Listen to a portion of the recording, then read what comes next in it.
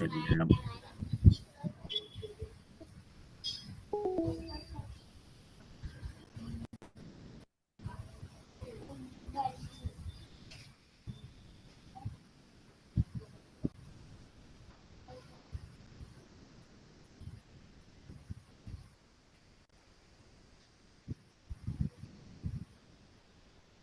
Ready, almost ready. Yeah, so do you have lots of, have you done an IELTS test before? Yeah, I did in March this year, but I got really bad, just around 6. And my target score is about 6.5 or over. 6.5. That is why I tried to find, yeah. I see. So you did a test back in March, is that right? And you got a band 6 and you want to get a 6.5. You are right. Right, I see. So you're very, very close to your target score then. Yeah, but to be honest, I think that I aim a bit higher than 6.5 because 6.5 is the minimum requirement. Right. So you want to But sort of smash the target score and get right above it, maybe a 7.5, something like that. yes, of course, because I think I need to prepare well and also work harder in order to achieve at least 7 or 7.5. Otherwise, if I cannot get it, so I can fall to 6.5. It's a minimum requirement. That's okay. Yeah, I see. I see. So, can I ask you some questions related to writing and also speaking? Yeah, absolutely. Ask away. Ask away. What would you like to know about the IELTS exam or improving your score?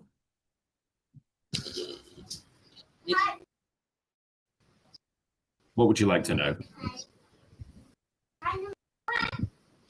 Yeah, yeah. So, yeah, one question I want to ask about because in writing part two, normally I think if you want to get a higher band, we should provide a solid example. So it can be fabricated example that we create to fit to our situation.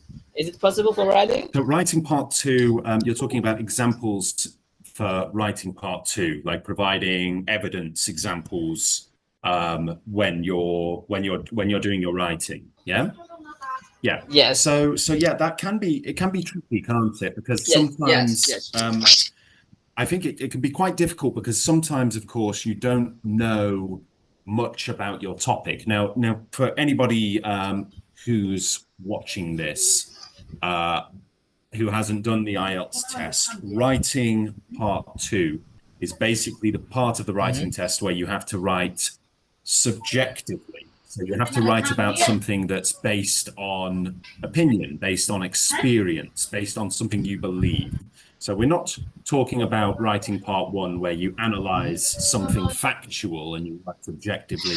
We're talking about something where your opinion can be interpreted. So we'll ask you about your personal beliefs. So when we give examples and evidence of what we're talking about, a good way of doing it is to use what's called the Peel method. Okay, so the Peel method is just kind of a way of simplifying a point that you might have. I'm just going to illustrate it here. Basically, you start off with P, which is point. Then you have E, which is evidence. Then you have another E, which is example. And then you have L, which is link. And what that means is, so your point is the first thing you say. Your evidence is not evidence in the strictest sense of the word. Evidence is basically explaining your point a little bit further, explaining the implications of your point or what it means in the real world. Example is exactly as it sounds. It's a slightly more specific example of what your point is. And then link is just linking it back to your original point. So it's a good way of rounding it off. Okay, you come full circle and link it. Yeah. Now, when giving examples can be quite difficult because it might be that our knowledge in this particular area is lacking. And so we might not be able to think of any examples. Okay, so what we can do is let's think of a question. So do you happen to remember a question that you were given for writing task part 2 at all? Yeah, but my point is that when we want to give the example, for example, when I write about the increase of the fee effect of the registration rate, but actually in my country, Yeah. the university, but actually they is not make the situation, but I just provide the example, like I'm gonna give the real name of the university, and also they do that, and also they receive the effect or impact from the increased fee, but actually it's not real one. So is it possible? Well, it of course it is, but it's not advisable to make things up or to invent things on the IELTS test. The reason why, I mean, the examiner's not going to go and check. Then they're not Hmm. testing you on in when you're writing about your opinion or talking about your opinion or talking about your experience. They're not going to go and do any research to find out if what you've said is true. But it's not a good Yeah. idea to sort of just make things up. And the reason why is because if the examiner knows the thing that you've said to be untrue or completely made up, then they might interpret that as you misinterpreting the question, or they might interpret it as being an attempt to create a sense of mastery in a subject that simply isn't there. So, if I said to you, let's say that there's something in the newspaper I read about today is people in America drinking unpasteurized milk, so raw milk. Hmm. Let's say that we were having a discussion about that, and we said, "Do you think it's dangerous? Do you think people should be doing it? What's your opinion?" If you turned around to me and said, "Well, in the last year, there's been 3,582 cases of poisoning from people drinking raw milk," I would think, wow, this person really knows a lot about this. Hmm. But it could be that I know that that's not true. If that statistic is made up, I'm probably going to think, okay, this person's just making something up, or this person's gotten their sources wrong, or maybe they think that I'm talking about something completely different and have misinterpreted the question. So it's not a great idea to make stuff up. It's a good idea to stick with what you know. But when it comes to examples for writing task 2, we don't necessarily have to cite statistics. Okay, we don't have to say, 30% of people do that and 50% of this is that. You don't have to do that. What you can do is give an example from the real world. So if we use the Peel method there, PEEL, let's think of a question, shall we? Let's say that the writing question is some people say that learning about history is a waste of time, whereas others Yeah. believe that it's essential in order to avoid making the same mistakes in the future. Something like that. Okay. So I would Yeah. argue that learning about history is not a waste of time. I think it is very important. So let me use the PEEL method for that. So I'd say Hmm. point. I believe that learning about history is very important. Very simple. Okay. Evidence. The reason I believe that learning about history is important is because I believe that history is not just about things that happened in the past, but about human nature itself. And Hmm. by learning about history, we can avoid making the same mistakes in the future. Okay, that's my evidence. Now, I need an example of that. So an example I could say is, for example, whilst we may believe that the factors that led to the outbreak of World War II are no longer prevalent and couldn't possibly lead to any future global scale conflicts, Mhm. the psychology that led us to World War II breaking out is all still there. And therefore, I believe the potential for a global scale conflict still exists. And by learning the mistakes of history, we can mitigate or entirely avoid the mistakes that led to such global conflicts in the past. Then we go down to link, which is why I believe learning about history is very important. Boom. Okay, so there we go. PEEL.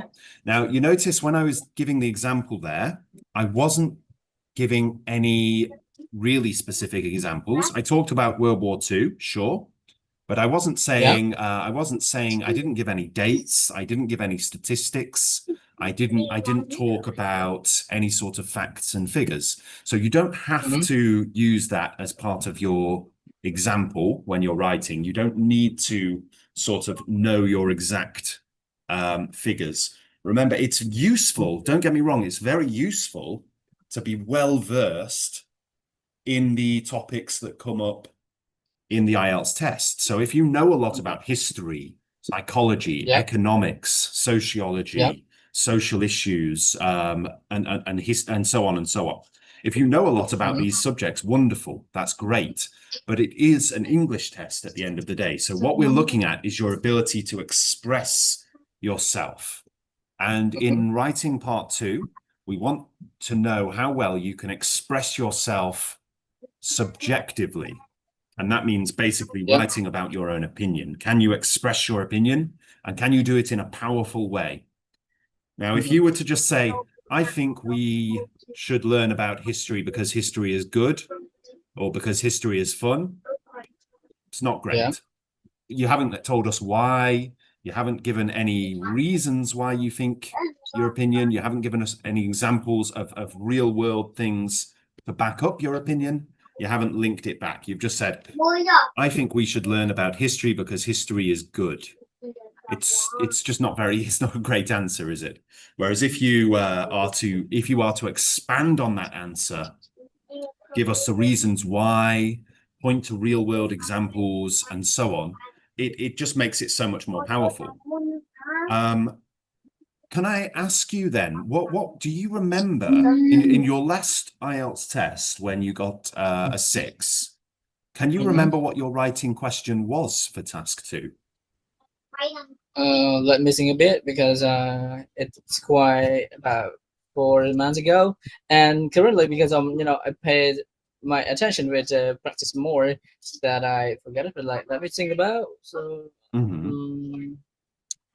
maybe I forget it. Yeah. Could you? But maybe just a few days after the examination, yeah, I remembered it well. Yes. But I haven't read it. Yeah, I haven't read it down. That's why now I forget it. Well, of course, yeah. Okay, so you didn't write it down. You can't remember it. That's okay. Can you remember any sort of practice questions you've had that you found quite difficult? Maybe I could help you give an example answer. Yeah, exactly. During speaking part 2, that I feel that I have problem because for 2 minute talking it's a bit longer for me, and I try to explain. But when I try with some app, my pronunciation is very bad and just score around 6.5 to 7. And also I have problem with coherent user linking words. That is why my score, assessed by the AIF, so it's not very high. Okay, so now we're talking about speaking part 2. So speaking part 2, of course, is where you have a monologue. You speak on your own for 1 to 2 minutes, ideally 2 minutes straight, without any input from the examiner. So there's no sort of back and forth. It's not like a normal conversation. It's you talking about something on your own. That can be very challenging. Lots of people find it challenging. Now, with the prompt that you're given, you're normally given about 4 questions. Okay, so it'll say, tell me about a time when someone surprised you How did it make you feel? What was the surprise? And so on and so on. What was the occasion? All of that, right? Now, how many, let's do some maths here. How many seconds are in 2 minutes? How many seconds in 2 minutes? In 2 minutes is about 120 seconds. 120, right. So if we have 4 questions, 120 seconds, how many seconds per question? I think probably it's around for questions, so it's about 40 seconds. 30 seconds. So you'd have, if you have four questions, you'd have 30 seconds per question. Yeah. Now that's a long time, right? If I said to you, tell me about a time when someone surprised you, and the first question that follows is, what was the surprise? What was the surprise? The surprise was a cake. That did not take 30 seconds, did it? That took 3-4 seconds. So what we need to do in part 2 to extend our answer and to fill up that time is we need to turn those 4 questions into 8 questions or 16 questions, right? Now, if we make 8 questions, that's 15 seconds per question. If we make 16 questions, it's 7.5 seconds per question. So when you have that 1 minute to prepare, what you want to do is you want to use the time to write down as many WH questions as you can. So the WH questions, of course, are who, what, where, when, why, how, and which. Okay. And if you can use that to make lots of new questions. So instead of relying on the 4 you already have, expand those questions. Think of lots of ways you can add more. Now, the most powerful question, of course, is why, because why can be applied to any question. What was the surprise? Why? Who was there? Why? When was it? Why? And so on and so on, right? So you can already double the amount of questions by adding why. Then you can try to add as many of them in as you can, right? Now, you were saying about your problem being sort of cohesiveness and fluency, right? So being able to link one idea to the next. So that's something that people do struggle with, because how do you tell, you don't, rather than just answering these questions one after the other like a bullet point, we want to be able to link them together. So what that requires basically is for you to tell a little story. Now, we mentioned earlier about making something up in the IELTS test, saying something that isn't true. The examiner, of course, will not know. Generally, they're not going to know if you're lying or not. They're not going to check, okay? But here's a reason why we shouldn't do it. It's so much easier to tell a story that's true than to tell one that's made up, right? Because in your head, a story starts off at A, goes to B, then to C, then to D, then to E, and then to F, right? And it's a natural progression from A to B to C to D, right? If you're making something up, you don't know where you're going. There's no natural progression. You're inventing it as you go along. And that's very hard to do in an exam. It's very hard to do on the spot. So don't make things up. What you want to do is think about all these questions you can answer, and then think about the order that you can answer them in.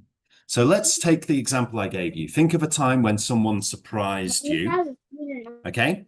So the first thing would be, I guess, would be, who was it who surprised you? Okay. Or maybe before that, what were you doing before you were surprised? So let's say, for example, somebody throws you a surprise party for your birthday. Let's start the scene. The first thing you would talk about is, maybe it would be, where were you and what were you doing before you knew about the surprise? So that's just, So I was walking home from work. Next question. How were you feeling? I'd had a very busy day, so I was feeling very sad and a bit tired. Then where did you go? I opened the door to my house, and next question, who was there? And I noticed that all of my friends and family were in my living room. Okay, what happened next? You know, it's all very easy to follow, isn't it? Which question do you answer first? Well, just answer the next one in the story. Okay, so if you want to improve your cohesiveness, fluency, your ability just to flow from one bit to the next, think of a story in your mind that you can tell. Okay, preferably a real story, not one that's made up. And then you can easily flow from question to question. And if you get stuck, you know, if you get to the end of the story, let's say you finish the story and, you know, so everyone was there, you had this lovely birthday party, there was cake, all your friends were there, it was wonderful. You get to the end of the story, and instead of being 120 seconds in, you're 90 seconds in. You've still got 30 seconds to go. Oh, what do? You've told the whole story. Well, then go back to the start and tell us about how you felt. Tell us the story with emotions this time. So, you know, so I was walking home from work. When I was walking home from work, I was feeling quite sad. And then after, well, when I found out that my friend had surprised me with a birthday party, I felt so excited, a little bit shy, a little bit nervous, but I was so happy that everyone was there. And then how did you feel afterwards? Afterwards, I was just so happy to be around so many loving people, to be around my family and my friends. You know, tell us the story again, but instead of telling us exactly what happened, tell us about the emotions. And then you can show that you can flow through the story one more time, you know? So there's different ways you can tell the same story with what specifically happened, what objectively happened. And then you can tell the story in a more abstract way. You can talk about your emotions, your feelings, and so on. When it comes to sort of using linking words like however, but, and so on, just, you know, just use the ones that fit. Use whichever ones fit, okay? Too many people sit down and spend far too long trying to learn different linking words so that they're not always saying and then, and then, and then. And then what you end up with people saying is they say however when they're not supposed to say however. They say but when they're supposed to say and. Okay, so don't worry too much about the linking words. Just tell the story as naturally as you can, using whichever linking words you think are appropriate. Don't worry about about varying it up too much. You don't have to do that. If you're able to just replay the story in your mind and tell it, you're going to get much better points for cohesiveness, fluency, than if you're sitting there desperately trying to remember a linking word that you haven't used yet. Okay, so don't worry too much about it. Yeah, don't tie yourself in knots about that. That honestly, as an IELTS examiner myself, we're not sitting there counting whether you said however 2 times or whatever. We're not doing that. It's not important. What we're looking for ultimately when you do an IELTS test, when you do an IELTS speaking test, we're looking to see if this person in front of me could move to an English speaking country and work in a job there, and how well would they fit in. You know, if we think, okay, this person could go to Canada or America or England, Australia, New Zealand, or wherever else, and they could speak English and they could work a job there and they would do fine. There wouldn't be mistakes. Things wouldn't get lost in translation. It wouldn't have any, their mistakes wouldn't have any meaningful impact on their work or on their life or on the quality of work that they were able to deliver. Then in that case, then it's absolutely fine. You're doing fine. You're going to get good marks for that. They're not going to sit there and say, oh, well, they said however 2 times. It doesn't matter. You know, don't worry about stuff like that. Okay. So Great. So can you give me a mock test because I think you are really expertise in IELTS. yeah, yeah, So oh yeah, you have the yeah I just want to remember the Udemy is a website that yes, can be yeah people can learn free too. yeah. And There are yes, free I'm very courses on lucky there. that Yeah. to meet you here. No, that's all good. Yeah. Yeah. The QR on screen is for one of my courses. If you want to sign up, then you can. There's the link is right there. There's also I also do put some free courses out as well. I've got a free course on there at the moment about mastering the past tense. So if you want Mhm. to open up that QR, even if you can't afford the course at the moment, you can join up to one of the free courses. Just go down to the link at the bottom, and it will have my name. Yeah. And you can actually join up to one of the free courses on Udemy that I've made. It's just about mastering the past tense. So it's one of a few. I want to make free courses, one for the past, one for the present, one for the future tenses, and just release them for Mhm. free. So if you sign up for that, you will get notifications about other free courses that I've done. Or you can join the IELTS course that I made, the Stax English IELTS Master Course. That's So obviously linked how there. much how much should I pay for your course for a short It depends period? on what currency you're paying in. What country are you in at the moment? Oh, I'm in Cambodia, but actually, usually I can use You're in dollars. Cambodia. Yeah, yeah, Yeah. US dollar. So well, whatever the course would be in real, I guess. But yeah, but I think in US dollars, it's around $20. It's something like that. I think it fluctuates depending on whether Udemy puts a discount on it. So sometimes it might be a bit cheaper. Mhm. But it's around 20, yeah, it's around $20. But I think it also varies region for region. I don't know how much it costs in Cambodia. What part of Cambodia are you in? Are you in Siem Reap or Chinookville or?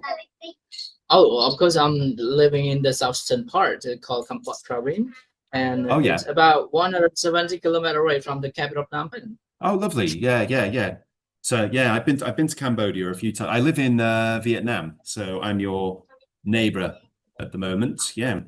Oh, great. Yeah, yeah, yeah. So, so are you Vietnamese or you are No, I'm not also? Vietnamese. I'm English. I'm from Manchester in England, but I live in Vietnam.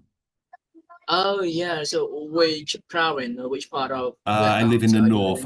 living in? I live in Hanoi. So I'm in Ah, the in Hanoi, right? yeah, Because yeah, yes, yeah. my other sister just went to Hanoi maybe last month. Oh, fantastic. Did you say your sister, did you say? Yeah, my other sister and my brother-in-law is Oh, brilliant. the Haplat of Vietnam. Oh, fantastic. Yeah. And did they enjoy it in Hanoi? They went to get the treatment. Went there Oh, to right. get the treatment. I see, I see. Okay, understood, understood. So can you tell me then what are you so you're from Cambodia. Um what are your aims with the IELTS test? Are you looking to work abroad, or are you looking to get a job, an English speaking job at home, or are you looking to get a visa? To be honest, I want to pursue my study You want to in study, Australia, right? but it's not self funding. It's depend on scholarship I because see. I cannot afford to pay very expensive university fees. I understand. Yeah, yeah. Where are you looking to study? Australia because currently I got there's approvals from my professors to be my principal's supervisor, but the problem is that I Fantastic. have problem with IELTS. That's why the university Right. didn't process my Application, yeah. application. And they need you to get a 6.5 for the entrance. Is that right? Yeah, it's a Yeah. yes. The lower score is 6.5, but Right. if I can get higher, it's better Of because course, I yeah. can secure I can lock my opportunity Understood. Yeah. because it is a worldwide competition, not only me because I don't know how many students apply to that university and how many of them have to uh, approval from the supervisor. So yeah, we need Mm, to be ready, especially English is one of our requirement, and also we follow another mm. requirement like application or academic records must be excellent. Yes, yeah, understood. Yeah, yeah. Can I ask you quickly, what was your you don't have to tell me, of course, if you want to keep it personal, but you scored a 6 overall. What did you score in each individual thing? Did you get like what did you score highly in? What did you score, or did you get a 6 in everything? Yes, I got for everything, but the most challenging one that yes, I face is speaking and writing. The reading I can improve my myself because at the time I didn't have much time Yeah, practicing about reading and listening. right. Just maybe a few days before my exam. That's R- why I got six. I think it's fair. Yeah. But for speaking, definitely that I speak all the day, but I could not improve it. So That is so speaking is what sad. you find most difficult, is it? Yeah, Yeah, yeah, that's it's quite common, and I think you're absolutely right. I think reading uh and is something that you can improve quite quickly through self-study. Um yeah, yeah, speaking is the tricky one, isn't it? Because you want to be ideally actively exchanging with somebody as we are now, don't you? Yeah, there are still ways to improve your speaking without um I mean just speaking, even if you were just speaking into a mirror, it does actually help you to improve your speaking skills. But the ideal situation is to be able to converse with somebody and sort of talk about various topics related to the IELTS exam. Anything that might be on the IELTS exam. So topics ranging from history, economics, psychology, social issues, and so on. Yeah. you are right. Because when I got the speaking test, the examiner asked me several topics, not about two or three. I think it's five topic. For Yeah. the part one, they asked me maybe a three topic, and then move to the part two, and then another topic related to about there's waters, Yeah. but the riverside, and then they asked me to describe the lake I know, and so what do I feel about it, and how can I get a benefit from the lake. Mm. And after that, the follow-up question is going to be a bit away for that. So if you support related to developments and also the tourism, so the benefit and the Mm. uh, disadvantages of the river Mm. and what the people living near the river do. Yes, yeah, yeah, absolutely. Yeah, it's I think it's good as well when you're taking the IELTS test to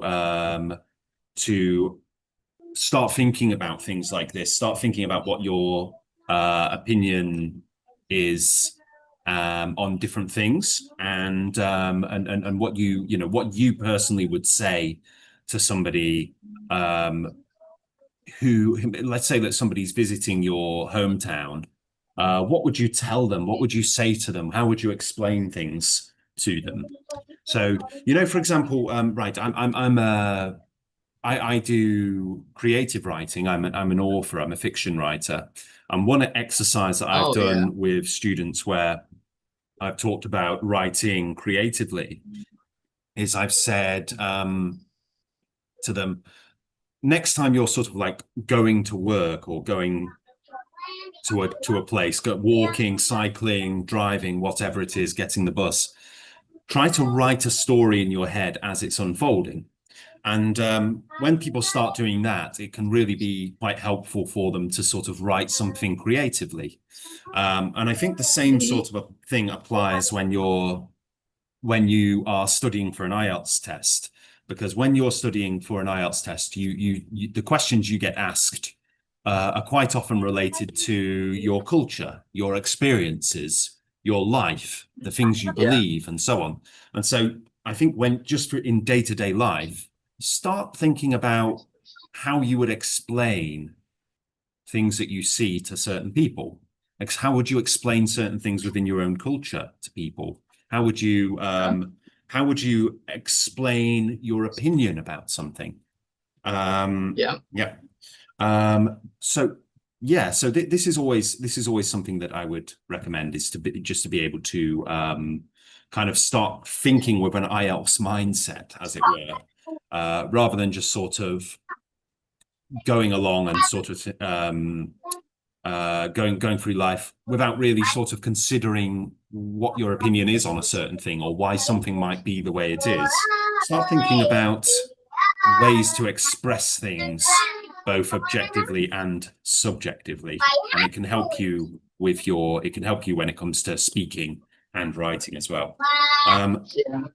I've just But had sorry, go I on. think that if I have opportunity, have you and to guide me, and then to give me a mock test speaking, so definitely it's really helpful, because I can address, and I also can express more to the question, or answer the question properly or not, and then you can assess me, especially my pronunciation, because most of examiner or also people that I contact with, Mm, so they told me that my pronunciation is not very clear, and sometimes I speak like a line, without intonation. mm, I'm not sure about that because I never do it. yeah. But when I start, so yeah, sometimes I face such a problem as they mentioned. Okay, so when you were talking about intonation there, so intonation is and is it's one of what we call a prosodic feature, or prosody. Okay, so Yeah, basically yeah, prostate. prosody, yeah. So prosody is basically the way we say things, and how that affects the meaning behind the words. So obviously with intonation, let's start with intonation quite simply. Intonation can be used to ask a question. So you can inflect at the end there and ask a question, and then it perks up your ears to understand that I'm handing the conversation over to you. So what do you think about that? I'm asking the question, it's going up, and what you need to do is now bring Yeah, it back down. Um, but if you want to end a sentence, you would inflect downwards. So you could say, and that is what I think about that. And then it's boom. It's like a hammer going down, isn't it? Boof. That's the end. Done. Um, and when it comes to intonation and things like that, I would say that rather than sitting there and trying to practice intoning or inflecting, uh, probably the best way to learn about intonation is actually through listening. So speaking and listening are two sides of the same coin. Okay, as you improve one, the other one improves as well. So you can actually learn about intonation and all different things related to prosody, all of the different prosodic features, stress, intonation, hesitation, and so on. You can actually learn that passively just by listening to different people speaking. yeah, So, yeah, I mean, if you listen to me speaking now, let's say I'm giving you a shopping list, okay?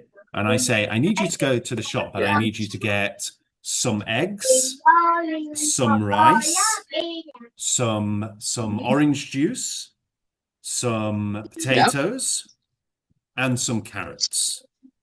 Now you notice that what I did all the way through is I went up and up and up, and then right at the end I said carrots and some carrots, and I went down. And that means I've finished giving you the list. Okay?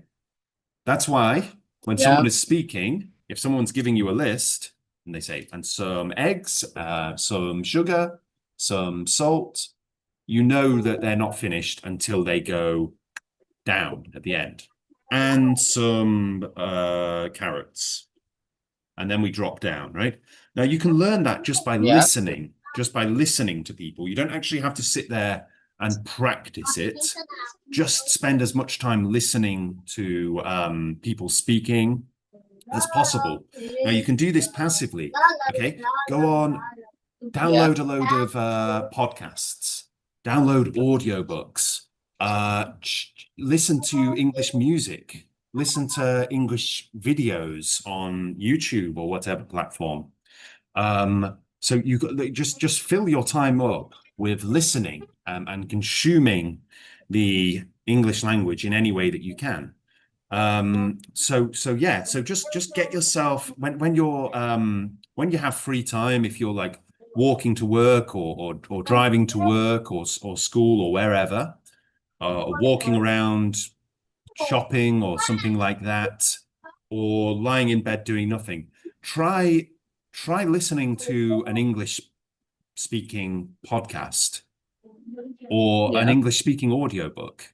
Podcasts are probably slightly better actually, because where audiobooks will teach you good vocabulary, a podcast will give you the sort of conversational element where you'll learn things like intonation and emphasis and stress and stuff like that. And you'll learn it just from listening to people talk to each other. Now, the next thing you mentioned was pronunciation. So pronunciation is a tricky one, isn't it? Because Yeah. many people think that pronunciation is derived from accent, but that's not true. There are thousands of different English accents, thousands of them, probably tens of thousands. And if you took every single English speaker in the world and lined them all up and picked one at random, the chances are you would have somebody who is speaking English as a second language, not a first language. So you'd find somebody, you'd probably pick someone in India or China or something like that. The chance of you actually picking out somebody from a native English speaking country is absolutely, it's actually it's actually a slim minority that out of all the English speakers in the world, you would, if you picked one at random, that they would even be from an English speaking country. And what that means is that the English language and accents, dialects, and so on are very, very diverse. So even where I come from, even I am from the north of England, and I say words like grass. So I would say the cow eats the grass. The window is made of glass. Yeah. But my dad, he's also from England. He's from the south of England.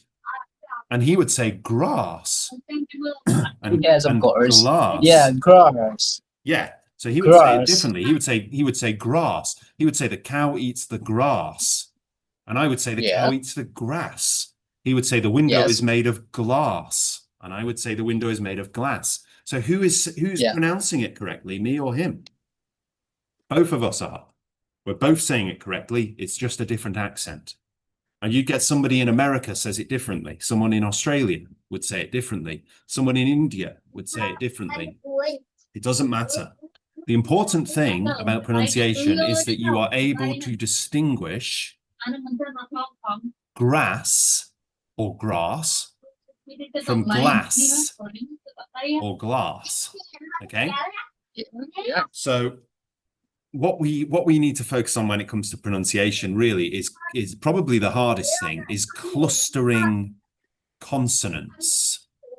Yeah. Yeah. Yeah, definitely. But sometimes the examiner are so very serious and strict with the pronunciation. They can be. Even though we try. Yes, they certainly can be. But there is a big difference though between, okay, so when it comes to pronunciation, you will get a higher mark. Well, when you fall below a 5 for pronunciation, it means that your pronunciation was at a level where it was difficult to understand what you were saying. Okay? Yeah. So that would be the level where someone says, the cow eats glass, or the window is made of grass. And the pronunciation has meant that the sentence is now confusing because grass and glass have been mixed up. If you're getting above a 5, so what did you get for, do you know what you got for pronunciation specifically on the speaking test? Was it a 6? Something like that? I'm not sure, but pronunciation is one Okay. of the criteria for It is one of the, this. yeah. You know. So the way it works with Yeah. the speaking test is we have 4 different criteria for the speaking test, and one of them is pronunciation. And you Yeah. average out the score to get the overall speaking score. So pronunciation can sometimes bring it down. So the most common reasons that people kind of get a low score on pronunciation is, well, 2 things. One is clustered consonants. Okay, so this is when we're in some languages, for example, in Vietnamese, it's a broadly, it's mostly monosyllabic language. So when you're sort of asking people to cluster their consonants together and say tris, things like that, it's hard to do.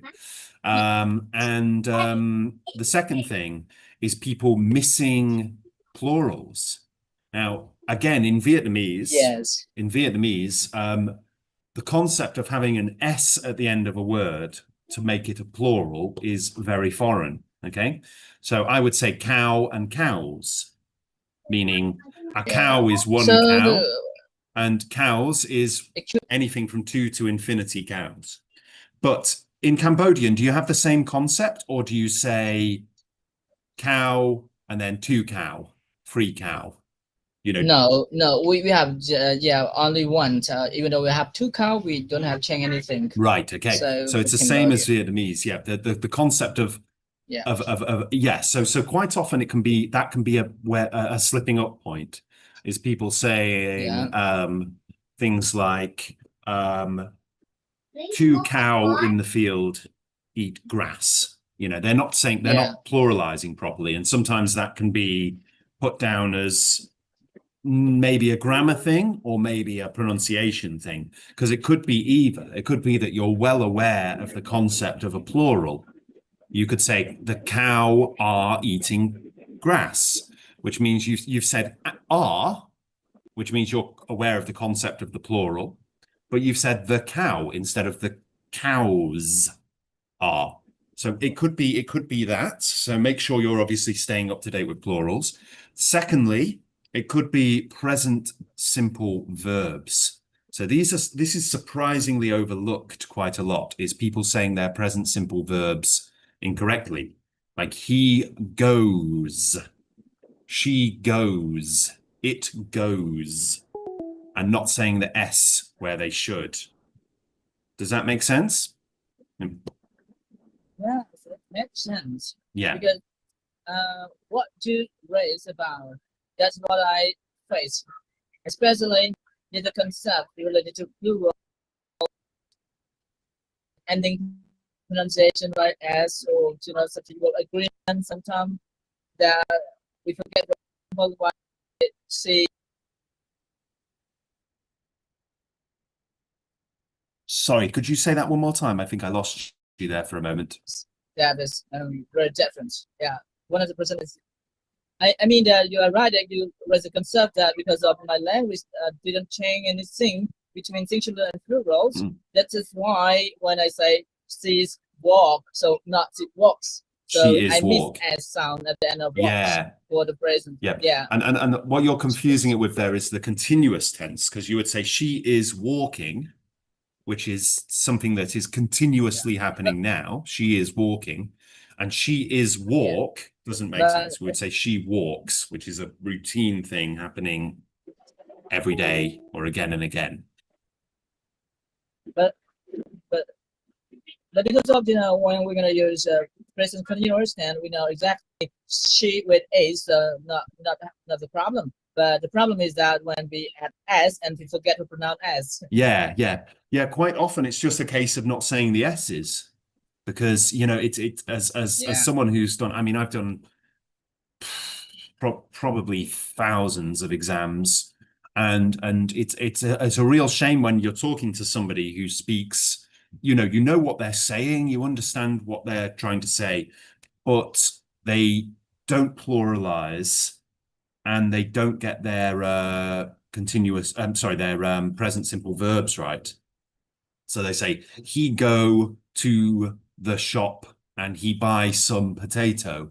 And it's like, you know Yes. what they're saying, but you can't give them that higher grade on grammar or pronunciation because what they're saying is even though you understand it now, there's a very good chance that with that level of understanding, with that level that they're speaking at, they might be misinterpreted by somebody else in the future.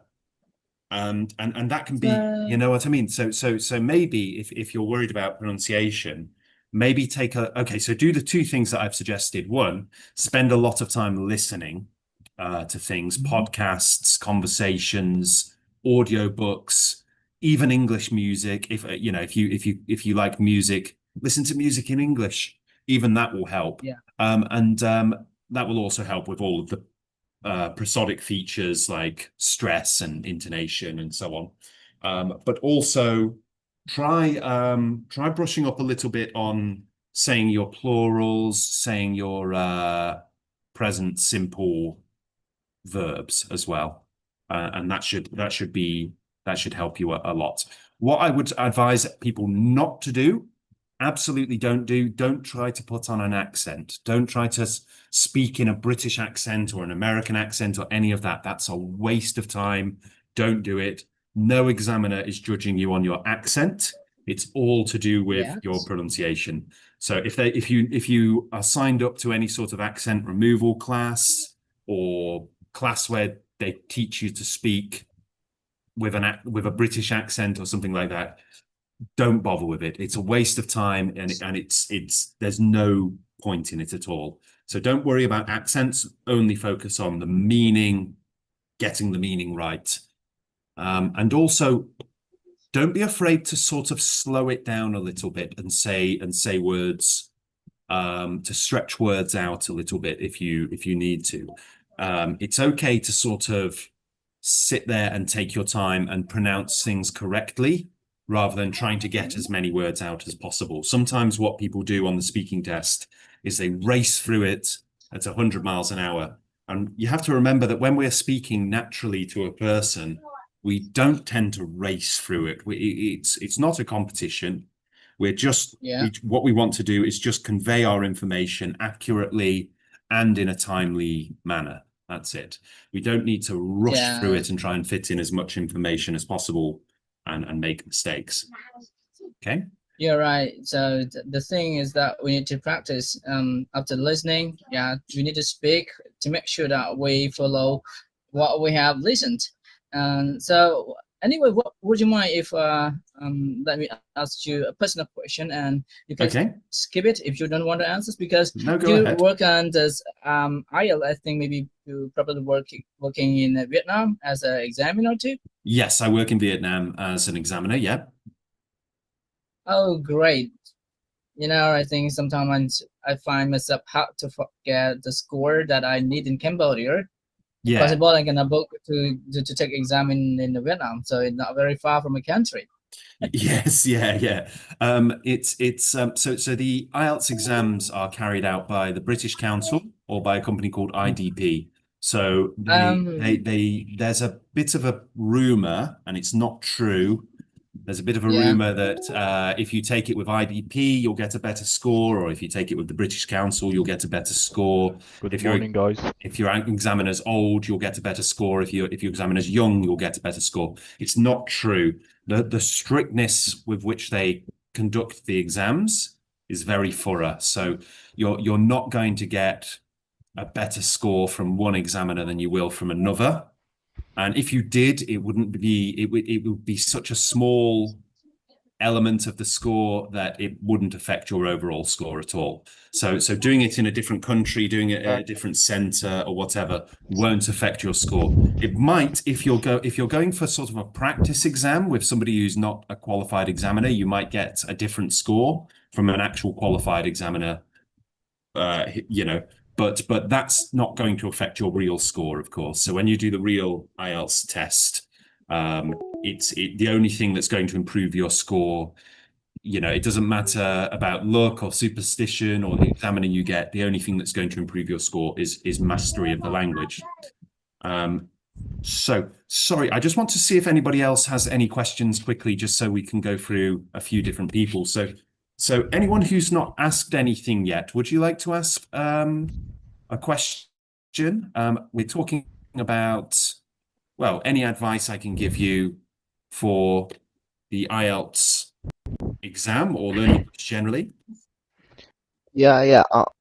I want to ask you a question. Yeah, go ahead. Go ahead. So, can you handle it respectfully? I can. What do you mean? Can I handle the question respectfully? Oh, I think he's gotten disconnected. Are you there still? Yeah, I'm still here, Oh, right? yep, I can see you're still So, there. and The gentleman was just mhm. about to ask me a question. Oh, he's gone off. I don't know where he's gone. I think we've lost him. Um, I think probably the net issue. yeah, that's okay. I got someone here on my Zoom because I'm on Zoom here set called Gra. Did you have a question? Or were you just listening in? Do you want to ask something? I'm happy to answer any questions you might have.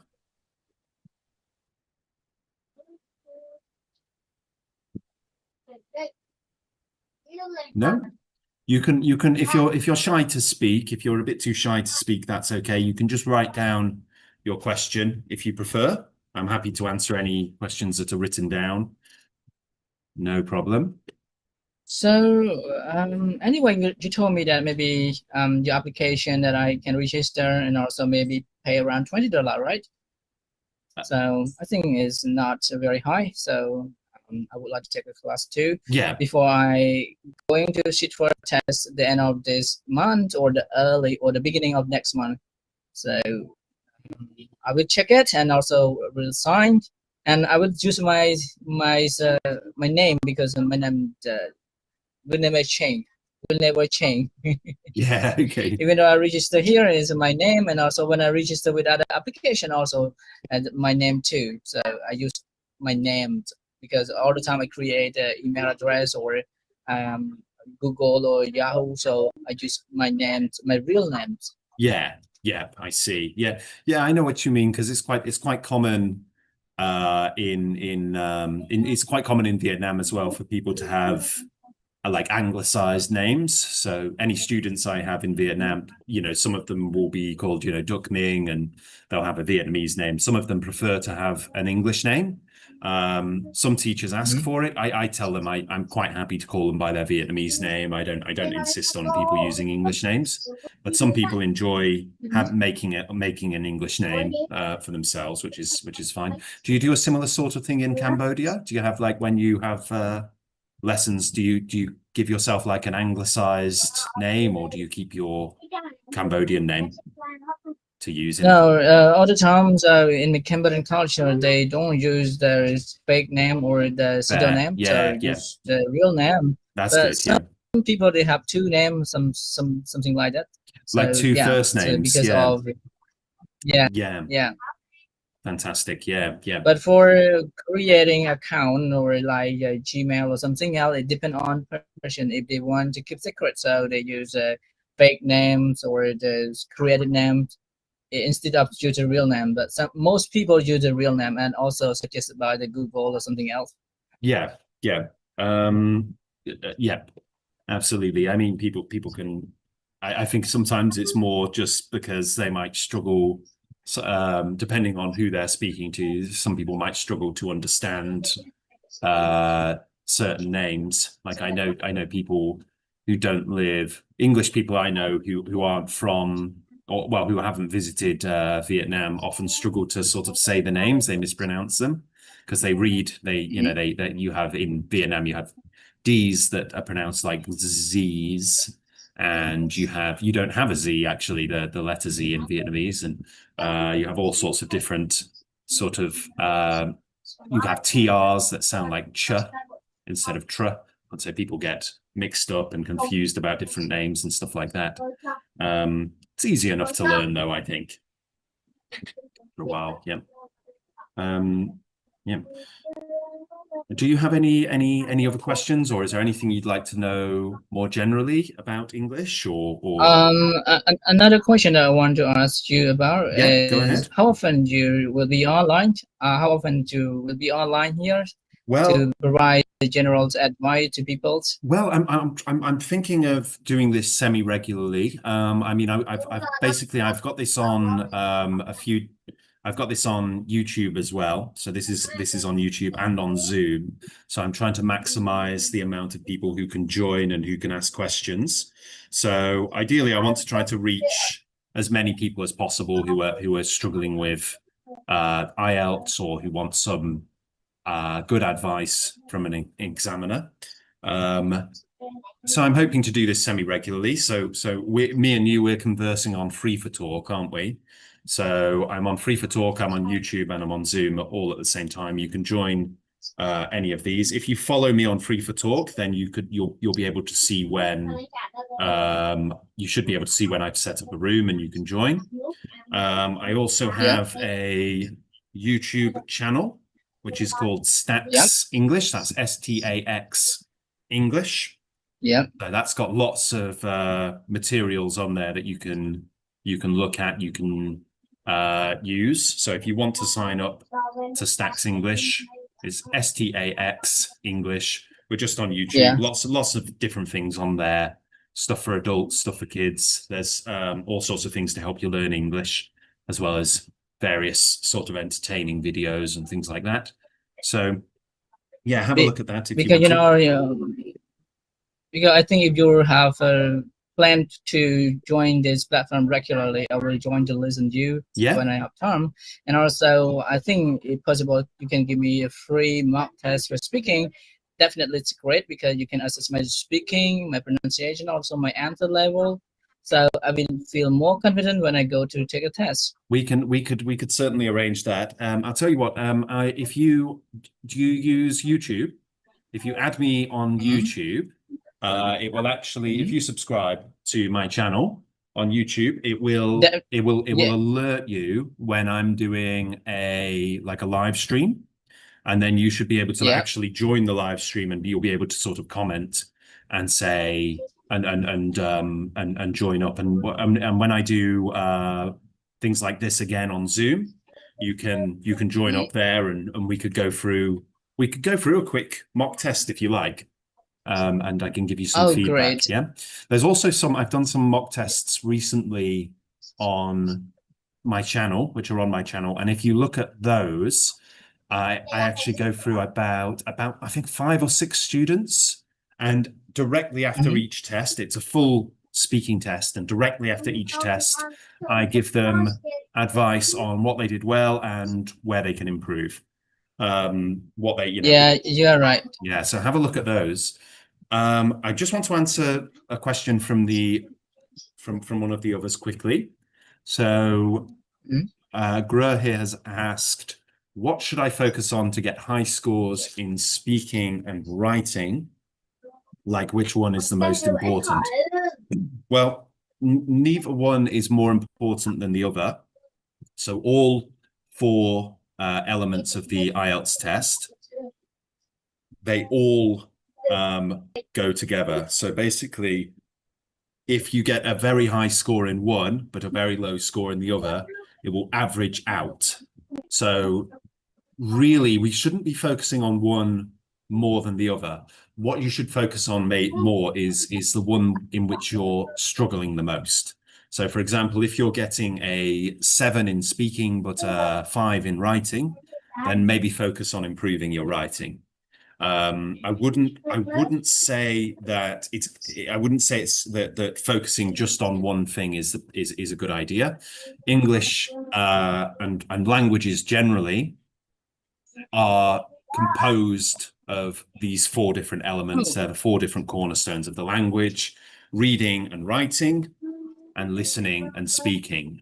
If you don't have one, then you can't really know the language in its entirety. If you can speak English fluently, but you can't write it or read it, you're missing out on a huge chunk of that language, and ultimately, the language would be more or less functionless if you're trying to sort of do any kind of academic job, or even just any kind of normal job. There's not really many jobs these days where you couldn't read or write.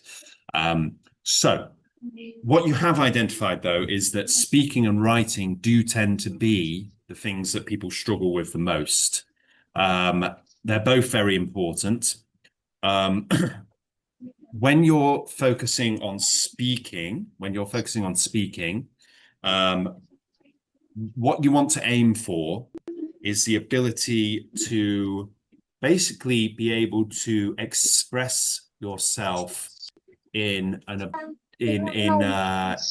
objective way, in a conversational way, in a way that sounds natural, in a way that flows organically, in a way that doesn't sound robotic. Okay. So what we want to do is we want to be able to show the examiner that outside of the exam, we'd be able to have a conversation. What you want to be able to show the examiner is that if I was working with you, you would be able to understand and follow instructions, or if you were to give instructions, those instructions would be clear and easy to follow. So basically what we want is to be able to speak without a great deal of confusion, or if there is some confusion, the knowledge that we can clarify that confusion by asking follow-up questions. Okay, so that's basically what we're aiming for when it comes to speaking. When it comes to writing, what you're looking for is the ability to express yourself objectively. That's writing task 1. When we say expressing ourselves objectively, what we mean is being able to talk about reality. And I mean stone cold reality, facts, figures, things that are true, things that can be seen. Okay. Writing objectively is completely different from writing subjectively, which I'll get into later. So in writing task 1, you're given a graph or some kind of diagram, maybe a map, a bar chart, a pie chart. You might be asked to compare one thing to another. You might be asked to explain the differences or the major trends or the major features of a piece of data that you're looking at. Now, the aim of writing task 1 is to turn that data into information. What's the difference between data and information? Data is numbers, figures. Information is what those figures mean. So basically, when we're on writing task 1, we don't need to explain why something has happened or why something is the way it is. We don't need to explain that. We don't need to explain whether it's good or bad. We don't need to give our opinion on it. We don't need to speculate on what it could mean or the implications of this data. We just need to explain what the data is. Okay, this thing is higher than that thing. This thing has changed by this much over this many years. Okay, so that's writing objectively. That's writing task 1, writing objectively. Okay, writing task 2 is twice as long and you have twice as much time for it. And writing task 2 is where you write subjectively. Now, writing subjectively is writing about how you see things, how you interpret things. Now, people will tell you that writing subjectively is writing your opinion. That's only partially true. Subjectivity isn't just your opinion. It's the way you see things. Okay? Now, let me explain that for a second. Okay. Let's imagine that you are looking at a flower and I am looking at a flower. And to you, the flower appears to be light blue. And to me, the flower appears to be bright green. To you, it's blue. To me, it's green. Now, this does happen. people can actually have different ways of interpreting light within their eyes. And so you can interpret it as one color and I can interpret it as another color. That is not my opinion. It's not your opinion. It's literally the way you perceive it. It is your subjective reality and my subjective reality. So when we're writing, when we're doing writing task 2, we are writing about opinion, but we're also writing about subjective reality, the way we perceive the world. Okay. Now, when it comes to writing about the way we perceive things, we can use adjectives that are less objective. We can use adjectives that are more loaded, more emotional, more poetic, more flowery. Okay, we're allowed to do that. We can say that something is horrible or amazing or exciting or boring or awful, scary. Okay, we can use these emotionally loaded words in writing part 2. No problem with that. We should not be using them in writing part 1 because it doesn't matter how we interpret the data in writing part 1. It doesn't matter whether we think it's good or bad. It doesn't matter whether we think it's exciting or scary or anything. That's not important. That only matters for writing part 2. So your adjectives in writing part 1 should be clear, scientific, objective, only about the reality that everyone can agree on. That's it. Writing part 2, you can be more subjective. You can be more flowery. You can be more poetic. You can express your opinion. You can talk about whatever it is, the way you perceive it. Okay? Right? So that's basically just some information about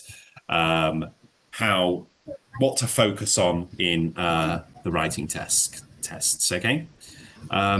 Too often, I see people in writing part 1 trying to explain why, you know, the line graph shows this thing going up. You don't need to explain it. It doesn't matter. Too often I hear people, I see people who are writing about, you know, a pie chart has changed from, you know, 1% to 20% and saying how bad that is. Don't do that. You don't need to explain your opinion doesn't matter in writing part 1, and you don't need to explain why it's happened. In fact, if you do write that, you will be wasting time. Because remember, in the writing test, you do both tests in the same sitting. You have 20 minutes for part 1 and 40 minutes for part 2. Do not spend 30 minutes doing part 1 and 30 minutes doing part 2. It's a waste of time. Now, what you'll notice as well is that there are word limits to part 1 and word limits to part 2. The examiner is not sitting there counting every word. We don't have time for that. We're not going to do it. Don't count the words either. But the reason we have the word counts is so that you do not spend too much time on part 1. So part 1, the word count is much lower than part 2. Part 2 has a word count of 250 words. Okay, so 250 words, that's about half a page of A4 paper, if you want to count it that way. Half a page of A4 paper. So basically, if you've written about half a page of A4 paper for writing task 2, you've probably written a good amount. My advice would be to write until it finishes. Keep writing until you finish. If you're putting your pen down with 10 minutes left to go on the exam, you probably haven't written enough. You're either an incredibly fast writer or you probably haven't written enough. The whole thing should take an hour. So for writing task 1, you have 150 words. Okay. For writing task 2, you have 250 words. So for writing task 1, write for 20 minutes, write 150 words. Don't write any longer than 20 minutes. Okay. The 150 word count is there to make sure that you don't write too little, because we don't want you to write 2 sentences and then call it quits and finish. We also don't want you to write 1,000 words and write nothing for task 2, because then you're going to be in trouble, aren't you? So write for 20 minutes on task 1, okay, until you're satisfied with what you've written, and then move on to task 2 and write for 40 minutes. Write for the full 40 minutes. Write 250 words. Don't sit there and count them. Just keep writing until the 40 minutes is up, okay? That's the best advice. When I see students sitting there counting the words to make sure they've done enough, I think, what are you doing? You're wasting your time. Just spend more time. Spend your time writing. Don't spend your time counting. And when I see people writing task 1 and they're 30 minutes into the task and they're still on task 1, I think you have to stop now, move on to task 2, because you won't have enough time to finish it. It's a real shame when we see somebody who's done writing task 1 and they've done it absolutely brilliantly. They've written about every single thing they need to write, but then they've done too much and writing task 2 doesn't have enough. That's when it's a real shame, because we know that that person has the ability to write, but hasn't timed themselves very well. So yeah. So when you're doing the IELTS exam, make sure you don't fall into that trap. Okay. All right, guys. Yep. Do we have any more questions? I'll take one more question because I'm going to have to afterwards. Yep. I just come through your website, so I'm gonna see. Yes, a lot of courses provided. Yep. And show on the screen. Yeah. Yeah. So you have a lot of courses like IELTS speaking, get band 7+ guy, and also established mastering, all skills 7+. So when I purchase it, so what should I get? So it is a bundle of lesson provided, or PDF, something like that, or so the Stax IELTS master course is basically what it is it's a collection of lessons. So there's around 200 lessons on there. You can do them all from your phone, tablet, or laptop, right? And the lessons start. What they do is they start with a brain training game to get your head into the right mood for learning English, to improve your memory, to improve your focus and get yourself ready to learn. Then it has a video. So the video will be about a subject that's something related to the IELTS course. So it could be a video about something from history, could be a video about psychology, could be a video about economics, could be a video about social issues, the environment, technology, science, or any of the many things that come up on the IELTS course. So you'll have the video. So you watch and listen to the video and read the subtitles as well. Then you'll have a transcript. So if you want to read through everything that was mentioned in the video, read through it and make notes of any words you don't understand, there's a transcript. After that, there is a vocabulary bank. So it's just a list of all of 15 to 30 words from the transcript that you can learn. After that, there are vocabulary games. So there's just a big list of games where you can play games to learn the vocabulary, or you can play some games to learn more about the subject itself. Okay. So my recommendation would be to play as many of those games as you can until you're really familiar with the vocabulary. You've really sort of learned it. You could rewatch the video again if you like, having learned the vocabulary, and see if your knowledge has improved, now that you know the vocabulary.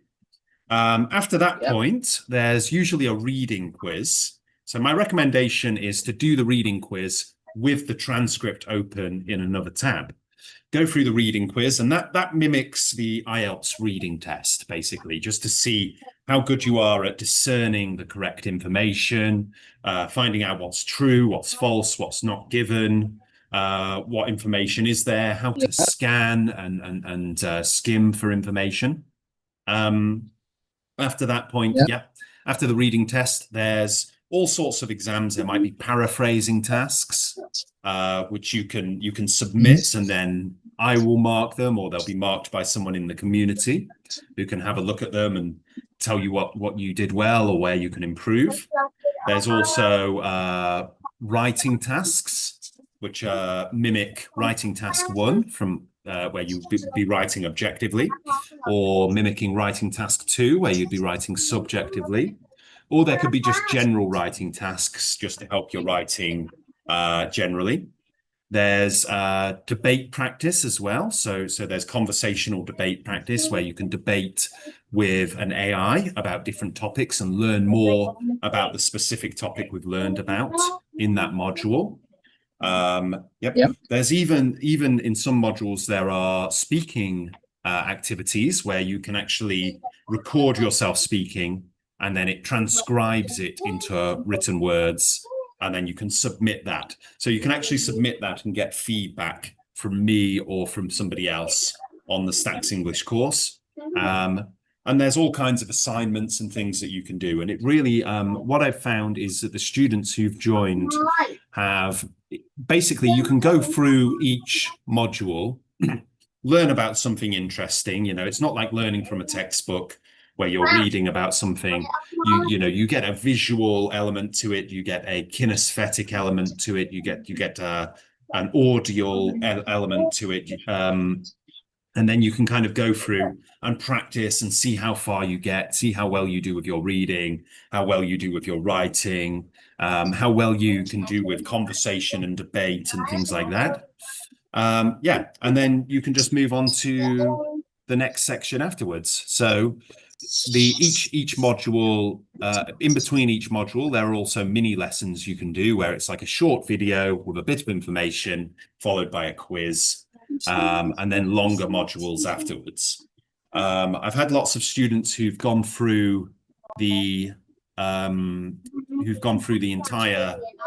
Stax English course. They've gone through absolutely everything, and I've had people report back that they've not only done really well in the IELTS test afterwards, but they've actually improved in other areas as well, like history and psychology, and they've learned various different words about different subjects that do pop up in the IELTS test. And so it's helped them academically, just generally, as well as just with the IELTS test. So yeah, have a look at it. Hopefully it will be useful for you. Yeah, if you have any questions, you can actually contact me directly through the course. You can send me an email and I'll respond to it directly and personally myself. Okay. Oh, here. So you provide your email address, but I can't find it. So yeah, you can see my email address on screen actually. Yeah. Excel, right? Yep. So you can contact me there. there. English tutoring. Yes, that's right. Okay? Yep. And so you can contact me there if you need to, or you can contact me through the Stax English IELTS Master course itself. If you sign up to the course, then I can give you direct feedback, or you can ask me questions when you're studying a certain thing. If you struggle with something, you can contact me about it and I can give you some advice. No problem. It's all part of the service. All right, I'm going to have to wrap that up now, guys, because I need to get on with some other things. But thank you for joining me for today's session. Subscribe to the YouTube channel Stax English if you would like to join with more of these live streams. If you're joining us, yep, I saw it. So that's why I subscribe already. Fantastic. Yep. So you'll get updates when we're doing live streams like this, and you can join up and ask questions that way. All right, guys. Enjoy the rest of your day then, and thank you for joining. Take care, everyone. Thank you so much for your very constructive advice. No problem. I hope that I can get benefited. I hope so too. Take care then. Have a lovely day. Bye bye for now. Thank you so much. Take care. Bye bye.